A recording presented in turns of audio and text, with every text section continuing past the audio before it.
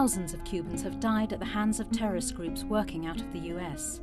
In 1998, at the request of the FBI, Cuba handed over information about the activities of the groups. But instead of the terrorist leaders being charged, 5 Cuban nationals were arrested in Miami for gathering information about terrorist plots against their country. These men were to become known as the Miami Five.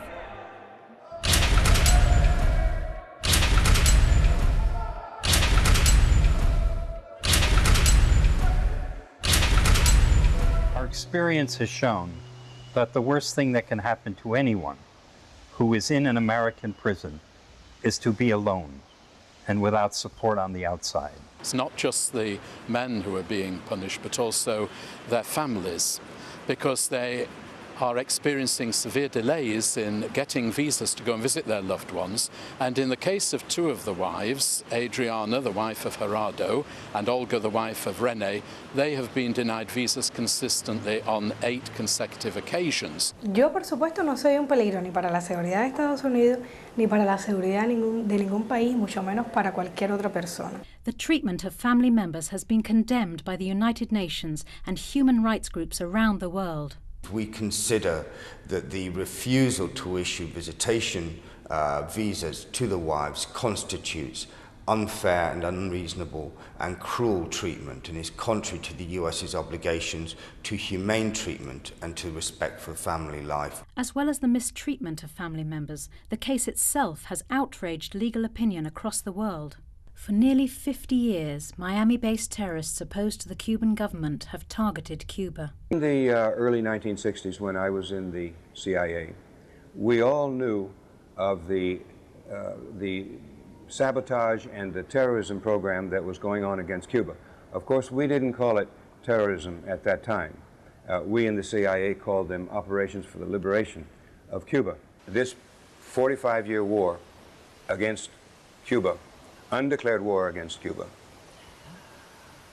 Nearly 3,500 Cubans have been killed. More than 2,000 Cubans have been disabled for life. In 1996, the FBI approached Cuba to seek information about the terrorist attacks. Pronto llega un mensaje oficial de Washington proponiendo que Cuba reciba a una delegación de especialistas, incluyendo oficiales del FBI, para recibir información sobre estas actividades para ellos actuar. Vinieron acá y se les entregó mucha información, absolutamente nada, ninguna acción. Lo único que ocurrió después fue el arresto de los 5 compañeros que tuvo lugar unos meses después de esa reunión en La Habana. The United Nations Commission on Human Rights has called into question the fairness of the trial. One of America's leading human rights lawyers defended the 5. There were violations that occurred right from the start to the finish. The arrest and the manner of the arrest. The 17 months in isolation, completely unnecessary. No bail, not necessary in this case. Accumulating the charges, 7 months later adding a charge of conspiracy to commit murder. Placing the trial in Miami, where the government knew the defendants could not get a fair trial.